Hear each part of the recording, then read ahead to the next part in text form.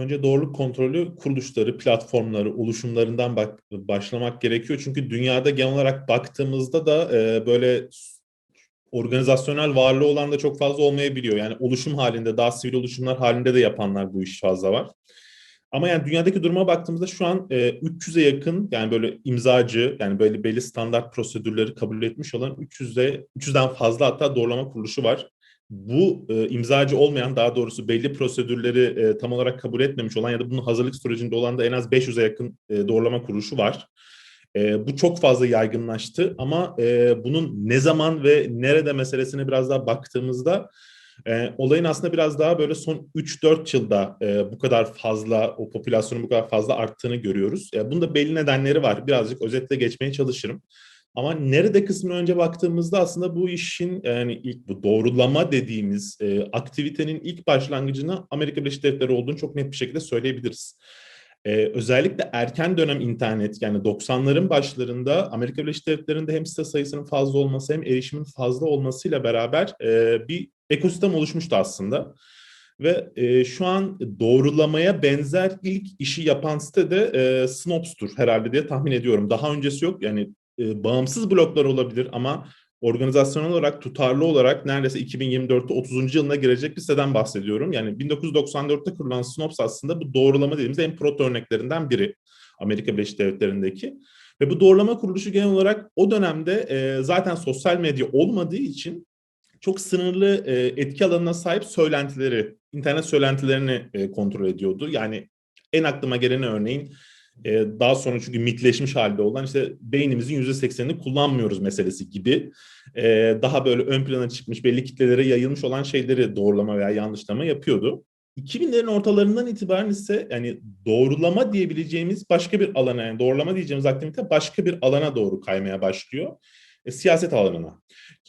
Snopes öncesinde internet söylentisinde belli bir motivasyon yoktur. Belli bir post vardır, belli bir gönderi vardır, belli bir forum girişi vardır veya çok aşırı dediğimiz internet sitelerinde belli haber içerikleri vardır ve onları doğruluyordu. Fakat 2000'lerin ortasından itibaren artık belli kuruluşlar bunlar siyaset alanındaki yanlış bilgiyi yavaş yavaş kontrol etmeye başlıyorlar. Bu önemli bir ayrım aslında. Yani çünkü genel olarak bu doğruluk kontrolü platformlarıyla ilgili bir şeyler söylediğimizde aslında iki tane akımın daha gönüllü olduğunu söylemek mümkün. Yani bir internet söylentisi ve hani söyleyenin belli olmadığı postları ve gönderileri kontrol eden bir grup. 2000'lerin ortalarından itibaren de sadece siyasetçilerin söylemlerini kontrol eden başka bir grup ortaya çıkmaya başlıyor. Zaten tabii ki siyaset alanında etki göstermesiyle beraber gazetecilik alanında da etkileri çok fazla artıyor. Ee, Bunların en bilinen örnekleri örneğin 2008'de Pulitzer ödülü alan PolitiFact'tir. Yani PolitiFact ki yani bu doğrulama kontrolü kuruluşlarının en önde gelen kuruluşlarından biridir. FactCheck.org gibi siteler var yine eski dönemde çok daha aktif olan kuruluşlar. Onların uyguladığı fact-checking yöntemi de dünyaya o modeller üzerinden yayılmaya başlıyor ki hani mesela Doğruluk Payı'nın 2014'te ilk kuruluşunda ilk aldığı şey de oydu aslında. Yani siyaset alanında bir doğrulama yapmak. Çünkü yanlış bilginin kaynaklarının önemli yani kaynağı olabilecek en önemli alanlardan biri o ve bir siyasetçinin söylemesi çok fazla bir kitleyi çok yakından etkileyebiliyor. 2008'den 2009'dan sonra işte sosyal medyanın bu kadar yaygınlaşmasıyla bambaşka bir duruma gelmeye başlıyor iş. Çünkü artık siyaset alanında da etkili olabilecek yani internet söylentileri, sosyal medya söylentileri ortaya çıkmaya başlıyor. Yani artık siyasetçinin söylediği çok önemli olmuyor. Sosyal medyada öyle bir söylenti yayılmaya başlıyor ki siyaset alanı da derinden etkilemeye başlıyor. 2009-2010 yılı işte artık hani infodemi diye adını koyduğumuz şeyin başlangıç yılları bunlar aslında. Tabii ki burada belli şey noktaları var. İşte Trump'ın seçimi var. Daha öncesinde Brexit kampanyası var. Yani seçim kampanyalarındaki etkisi olan söylemlerin aslında siyasetçilerin ağzından çok da çıkmadığını görüyoruz. Çünkü sosyal medyada belli bir algoritmaya siz bir söylentiyi oturttuğunuz zaman gerçekten siyasi tercihleri etkileyebilecek noktaya geliyor. Burada aslında doğruluk kontrolü platformu dediğimiz şu an bahsettiğimiz platformların ortaya çıkışını buna aslında en son raddesinin bu olduğunu söylemek mümkün. Şu anki artışın da nedeni o. Çünkü bunun ciddi yani yanlış bilgi yayılımının çok ciddi bir problem olduğunu artık medya alanında, akademi alanında ve en sonunda şirket alanında da yani Facebook, Google, Twitter gibi büyük bilişim şirketleri de kabullenmiş durumda olduğu hale geldiği vakit artık oraya kaynak ayırmaya başlıyor. Bu sektör büyümeye başlıyor. Artık sektör haline gelmeye başlıyor. Çünkü daha önce bu sivil oluşum, belli bir sivil misyonu var. Ama bu misyon giderek daha bir sektör haline gelmeye çalışıyor. Çünkü problem çığırından çıkıyor şu an. Aslında gördüğümüz kısım o.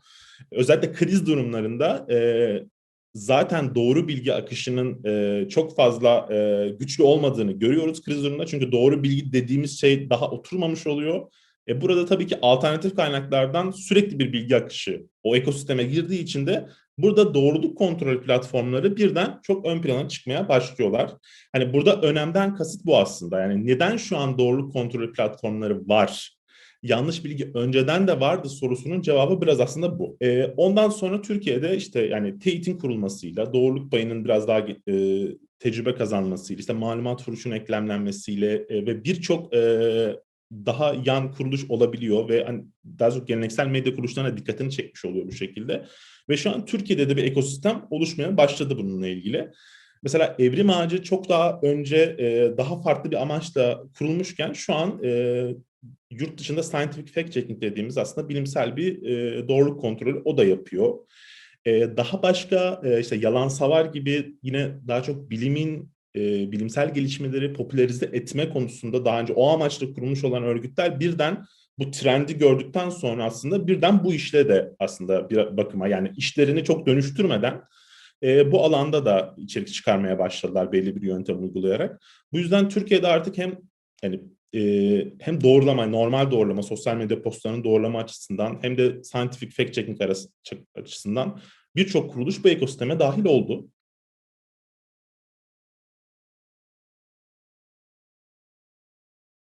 Uzun cevabı bir yöntem var. Tutarlı bir yöntem var. Bu yöntem aslında çok en net bir meta yöntem var. Bu fact checking yani doğruluk kontrolü dediğimiz yani bir şekilde birincil kaynaklardan olmadı ikincil kaynaklardan bir şekilde söylenen şeyi doğrulama meselesi.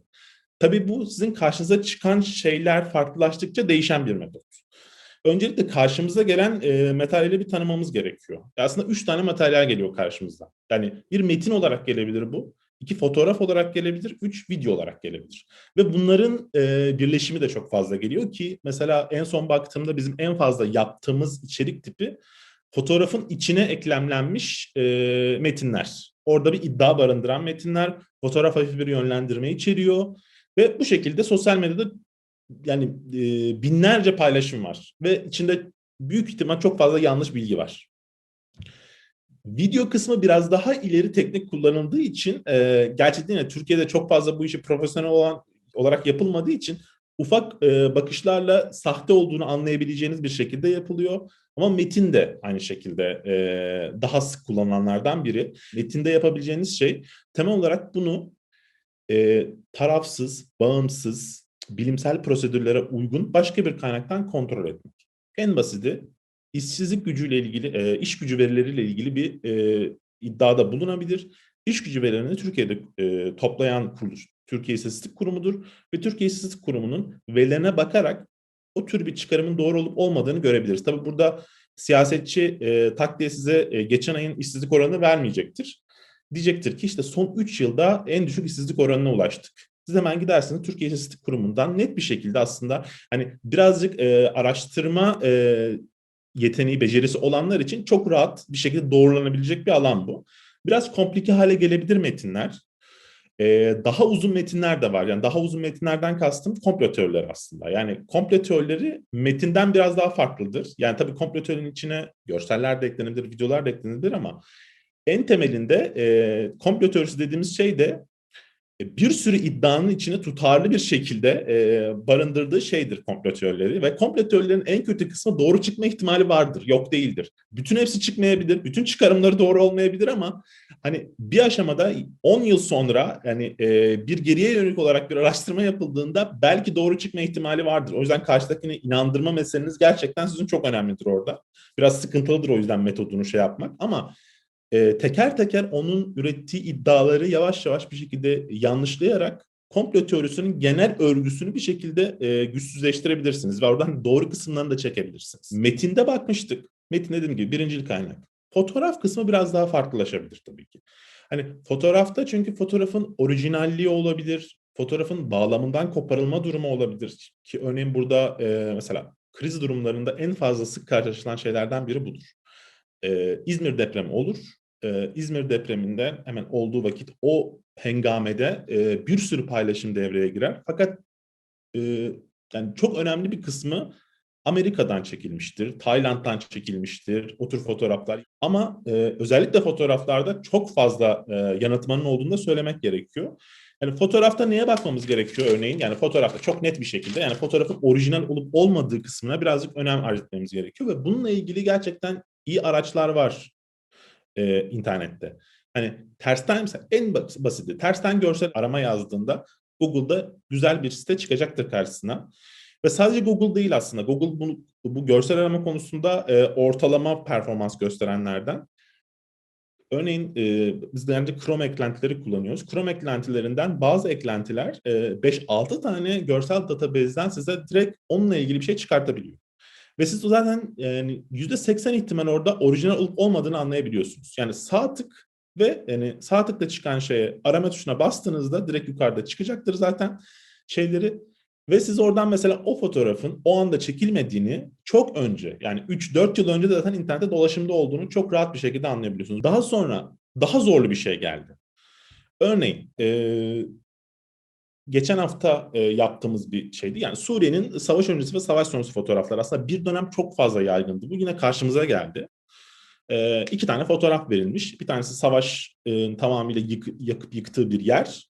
Altında da gayet uzaktan güzel görünen bir meydan, bir cadde. Yani savaş ne yaptı meselesinde yani. Ama tabii bu tür şeyleri hem Esad yanlıları hem Esad karşıtları paylaşıyor. O da ayrı bir konu. Baktığımızda ilk baş aslında işimiz zordu. Şimdi yukarıdaki ilk fotoğrafın yani savaşın yıkıp geçtiği bir yerin fotoğrafını bir şekilde biz görsel aramayla tak diye bulduk. Yani Anadolu Ajansı'nda zaten çekilmiş. İşte 2018'de çekilmiş sanırım. Tam olarak yanlış şey yapmayayım. Analiz sitemizde var. Fakat öncekini örneğin bunu yapan editör arkadaş önceki konusunda biraz ilk baş sıkıntıya girdi. İlk baş Beyrut'ta olduğunu düşündük. Çünkü belli şeyler vardı. Belli büyük bir cadde, 3 şerit bir caddeden bahsediyoruz. Şimdi burada ne kullanabiliriz? Görselin fotoğrafın üzerindeki ayrıntılara bakmaya çalışıyoruz. Yani bir bina var büyük mesela orada gözüküyor. Veya işte 3 tane şeritli yolun olması, geniş bir yoldan bahsediyoruz. O yüzden Beyrut'ta niye bakıyoruz? Beyrut'ta çünkü 3 şeritli yol her zaman olmayabilir, her tarafta olmayabilir ki çekilen fotoğraf da çok merkezi bir yerde olduğu gözüküyor. Beyrut'ta buna benzeyen bir şey bulduk aslında. Nereden bulduk? Google Maps'ten arattık. Orada büyük bir yol bulduk. Sonra onun Street View dediğimiz cadde görüşünü bakmaya başladık. Benziyor mu acaba diye. Çünkü burada bir yanıltma falan olabilir. İlk baş benzediğini düşündü editör arkadaş. Bana gönderdi. Ben kontrol ettiğimde ben ikna olmadım. Çünkü 3 şeritli yolu çok görmemiz mümkün değildi. Ha, böyle bir ihtimal de var. Belki yolu daraltmış da olabilirler belli bir yaştan sonra, belli bir yıldan sonra. Çünkü bu Google'da sürekli güncellenen bir şey değil sonuçta. Fakat daha sonra bu görsel aramanın biraz daha ileri tekniklerini kullandığımızda aslında Halep'te olduğunu fark ettim o fotoğrafın.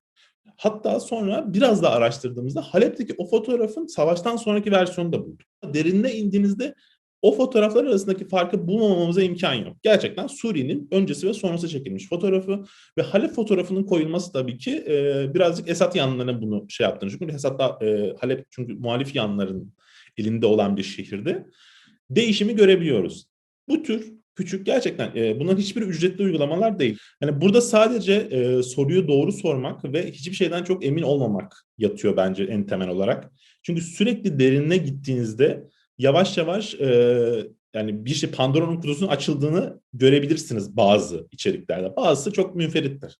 Yani sosyal medya hesapları vardır. Sosyal medya hesapları zaten çoğunlukla sürekli yanlış bilgi bir şekilde barındırırlar ki mesela bunların en önemli Facebook gruplarıdır.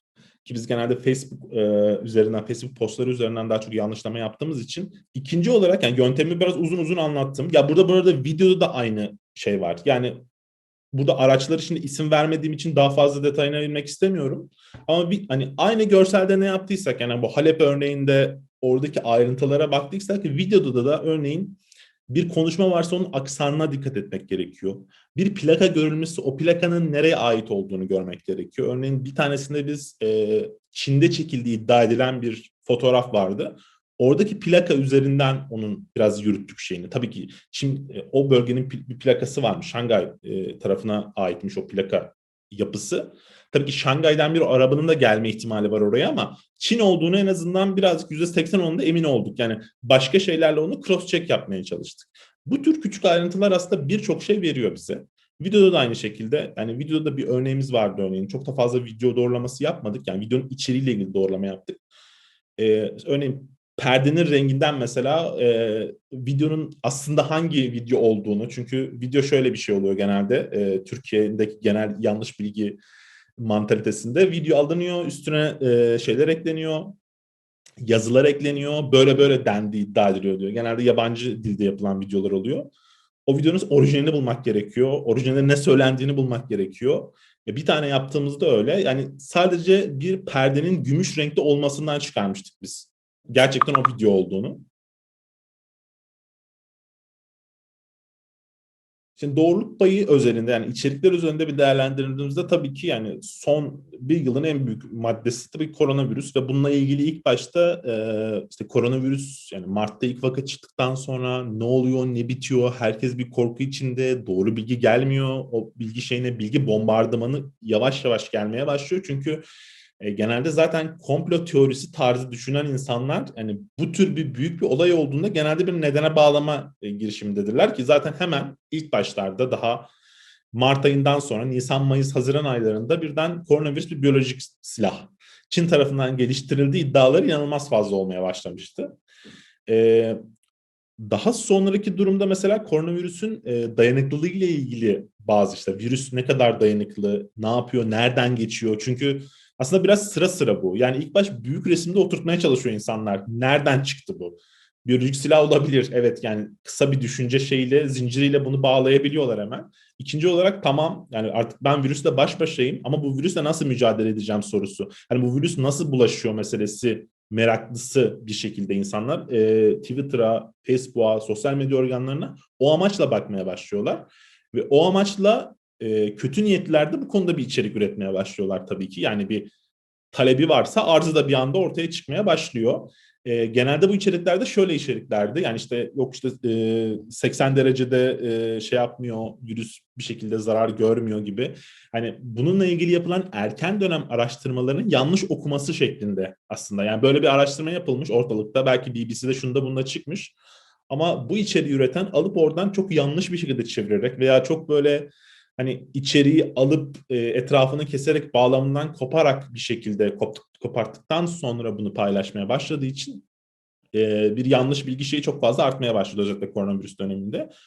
Aşı meselesi girdiği zaman da aşı karşıtlarının artı bir yanlış bilgi akımı oldu. Aslında evet, yani koronavirüs önce bir büyük oyunda bir yere soktular. Ondan sonra virüsün dayanıklılığı ile ilgili bize nasıl ulaşırla ilgili bir yanlış bilgi dolaşımı oldu. Sonra aşı ile ilgili olaylar gerçekleşmeye başladı. Artık bunda da farklı farklı yöntemler uygulandı. Hani biz genelde işte uydurma, parodi, şudur budur dediğimiz bir yanlış bilgi formları var.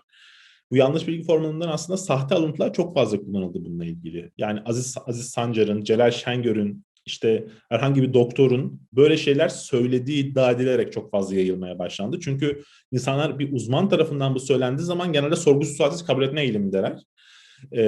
Ve işin garip yanı bu dönemde şey de çok fazla ortaya çıkmaya başladı. Bu hani sahte tıp dediğimiz, yani biraz sahte bilimin bir tıbbi kısmı, işte fonksiyonel tıp, bütünsel tıp gibi hani bir tarafta sürekli yani çok yıllar önce devam eden böyle bir akım vardı ve bunların bir kısmının eleştirdiğimden değil, yani doğru kısımları da var.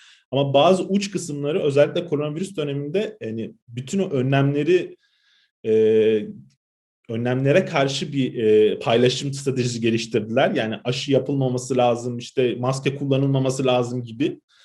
O yüzden oradan da çok fazla doğrulama yapmamız gerekti açıkçası koronavirüs açısından.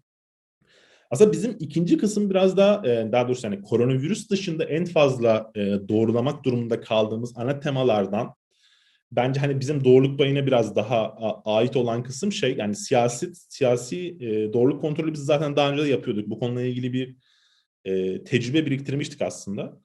Bu dönemde de tabii ki işte fiyat düzeyinin yükselmesi, enflasyon oranları, ekonomik kriz gibi bir durum olduğu için çok fazla özellikle Avrupa'daki ülkelerle Türkiye arasında fiyat düzeyleri karşılaştırması, asgari ücret karşılaştırması, milletvekili maaşı karşılaştırması, hani bu tür şeyler de çok fazla ortaya çıktı.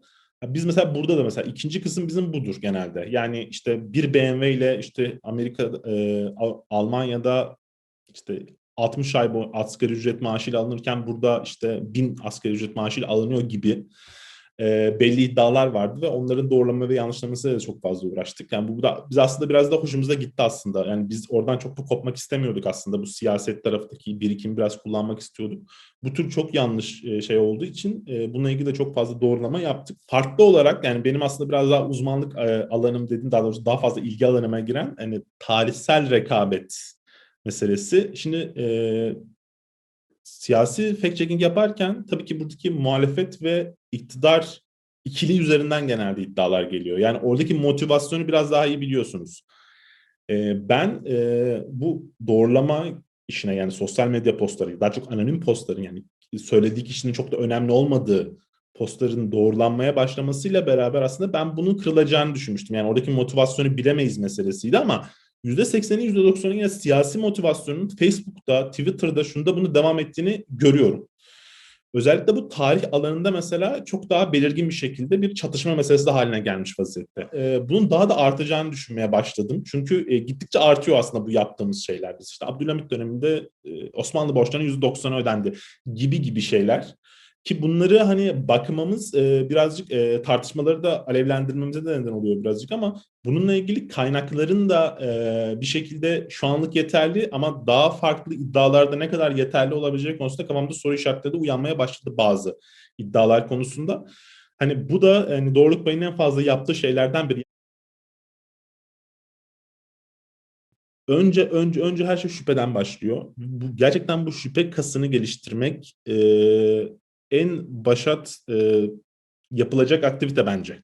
Çünkü bizde bile, yani bende bile bir Twitter'a baktığımda bazı haberlerde o şüphe hiç çıkmıyor. Yani bunu neden yanlış söylesinler ya da neden yönlendirsinler ki sorusu her zaman kafada olduğu için çok bakmıyorum. İkinci kez bakmıyorum. Bazen alıyorum ve başkasına bunu söylüyorum ve ben de aslında yanlış bilgiye birden alet olmuş oluyorum. O yüzden her türlü içeriğe, resme, baktığımız fotoğrafa, videoya bir şüpheyle bakmak burada birincil kısım. Şüpheli olduğunu gördük. Ne yapmamız gerekiyor? Şimdi doğruluk kontrolü platformlarının ortaya çıkmasının nedeni aslında şey gibi biraz. Yani orada bir araştırma süreci var. Bir tecrübeyle o araştırma sürecinin kısalması var. O araştırma sürecinin aslında bir şekilde size hazır olarak gelmesi var. O yüzden hemen doğruluk payı, teyit, malumat furuş gibi, yani Google'da ve o karşılaştığınız içerikle ilgili bir araştırma yapmanız çok önemli. Çünkü genelde bu karşılaştığınız içerik bazen eski olabiliyor. Tekrar, çünkü dolaşıma çok fazla giriyor. Bu doğru mu yanlış mı diye orada çıkan analizlerden yapabilirsiniz. Bunu mesela 2 yıl 3 yıl önce size söylemezdim çok fazla. Fakat özellikle son 2-3 yılda, yani Facebook'un da bu işe girmesiyle beraber inanılmaz sayıda şey oluştu. Doğrulama analizi oluştu. Hani karşınıza çıkan bir şeyin yani %50 gibi geliyor bana. Yani %50 birisi tarafından yapılmıştır. Yani bir doğrulama kuruluşu tarafından yapılmıştır. İlki şüphe kası geliştirmek, ikincisi hazır analizleri kullanmak. Yani Google'a uygun bir aramayla bununla ilgili daha önce analiz yapılmış mı? Ya buna benzer bir analiz yapılmış mı? Buna yapmak. Bunların ikisini bulamadınız. Üçüncü olarak yapmanız gereken şey aslında benim yöntemde bahsettiğim şeyler. Metinse biraz daha zor bence. Yani hani bunu uğraşmanız biraz daha fazla zor oluyor. Metinse o kaynakla ilgili, yani Google'da aradığınızda burada tabii ki veri okur yazarlığı çok önemli olmaya başlıyor tabii ki metinsel özellikle yapıldığı zaman. Yani örneğin ben biraz akademi tarafından geldiğim için benim için daha bir zevkli bir şey ama sıradan bir kullanıcının böyle verilerle, ekonomik verilerle çok fazla haşır neşir olmadığının farkındayım ben de. Hani özellikle bunu aratınızda zaten genelde o verilerin hep yani Merkez Bankası, TÜİK'te gibi yerlerde olacağını bilebiliriz. Hani oraya gidip bir şekilde bunu kontrol edebilirsiniz. Ama mesela metinsel olarak sizin hayatınızı etkileyen bir iddiayla çok fazla karşılaşmayabilirsiniz. Asıl bence hani acil durumda olabilecek iddialar, kriz durumlarında bu çok fazla ön plana çıkıyor. Belli böyle infial yaratacak fotoğraflar veya videolar olabiliyor. Bunları nasıl yapabiliriz meselesi. Aslında bence Zuna'nın zırt dediği nokta da orası. Yani metin kısmı tamam bir bilgi olarak ekleniyor size. Yani bir şey yanlış söylemiş olabiliyor siyasetçi. Belki ileride seçmen tercihlerinizi değiştirebilirsiniz bu konuda. O ayrı bir durum. Ama sizin karşınıza bir fotoğraf geldiği zaman sağ tıkla veya o fotoğrafı bir şekilde kopyalayıp oradan alıp Google tersten aramaya soktuğunuzda o fotoğrafın yeni mi eski mi olduğunu çok net anlayabilirsiniz. Ve gerçekten garanti veriyorum %70, %80'i zaten bu şekilde çözülebilir aslında. Onun eski bir şekilde olduğu, eski kayıtları ortaya çıkıyorsa o gönderiyi tamamıyla göz ardı edebilirsiniz. Yani o gönderi yeni çekilmemiş, depremle ilgili hiçbir şey vermiyor size. Videolar meselesinde aynı şekilde yeni çekilmiş videolar çok fazla sıkıntı olacak. Yani daha doğrusu doğrulamasını gerektirecek bir şey değil ama videoda bir şey söylendiğinde veya onun kontrolünü yine Google'da o söylenen şey yapılmış mı? O açıklamanın büyük ihtimal yazılı versiyonu vardır. Bunun şimdi daha tabii ki şimdi videoda bir şey söylendiği zaman büyük ihtimal söylenmiş oluyor zaten ama daha ileriki aşamada deepfake denen daha başka bir yanıltıcı mesele gelmeye başladı. Yani belli bir siyasetçinin sesinin tonunu kullanarak farklı şeyler söylettirme metodu. Türkiye'de bu kadar gelişmiş bir şey kullanılmadı daha şimdiye kadar ama kullanılmayacağı anlamına gelmiyor. Bu nedenle gerçekten söylenen videonun da bakma özelliği önemli. Deprem sırasında video kullanarak bir şey çekilmiş olabilir. Aynı şekilde onun aramasını da video arama sitelerinden yapabilirsiniz. Daha önce çekilmişse kesinlikle hani internete daha önce dolaşıma girdiyse o ortaya çıkacaktır. İlk yapılması gereken şey bu. Burada bulamadınız. Hala videonun oradan çekilip çekilmediğini yani o bir bina yıkılmış olabilir. O binanın yıkılıp yıkılmadığını görmek için oradaki işaretlere bakmanız gerekiyor. Uzun iş biraz ama bence biraz içine girdiğiniz zaman zevk alabileceğiniz, dedektifliğinizi uyandırabileceğiniz bir iş olduğunu düşünüyorum. Oradaki ayrıntılara bakıp bir şekilde onu şey yapma durumu. Yani oradan bir tarafa gitme durumu. Çünkü o yani bir Çince yazı gördüğünüzde onun İzmir'den çekilmediğini anlayabiliyorsunuz direkt zaten.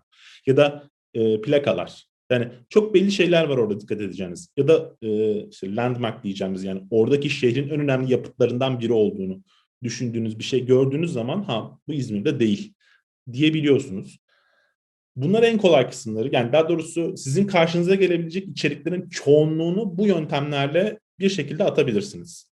Geri kalan %20, %10'luk gibi daha kompleks bir şekilde kullanılmış varsa eğer biraz bekleyip belki doğruluk kontrolü platformlarının bunun yapmasını bekleyebilirsiniz. Bu gittikçe bu şey artıyor, hız artıyor biraz yavaş yavaş. Bu nedenle interneti olabildiğince bütüncül kullanmak çok önemli burada. Çünkü bu yapılan şey biraz şeyle alakalı. Yani tabii ki atla deve değil fact checker'ın yaptığı şey. Yani herkesin yapabileceği, dediğim gibi ücretsiz uygulamalarla yapılabilecek ve internetten erişilebilecek araçlarla yapılabilecek bir şey. Ama hızlı olma, o pratiklikle kazanan bazı ayrıntılar, e, bazı yanlış sonuçları gitmeyi engelliyor aslında. Yani oradan çünkü normal sıradan bir kullanıcının yarı yaptığı araştırma da onu Twitter'da paylaştığı zaman bayağı sıkıntı yaratabiliyor aslında. Yani bakın ben fact check'ini yaptım böyle dediği zaman yarı yaptığı için bir yanlış bilgiye bir şey daha ekleyip hatta doğru olduğunu iddia edip daha da fazla paylaşmaya başlıyor.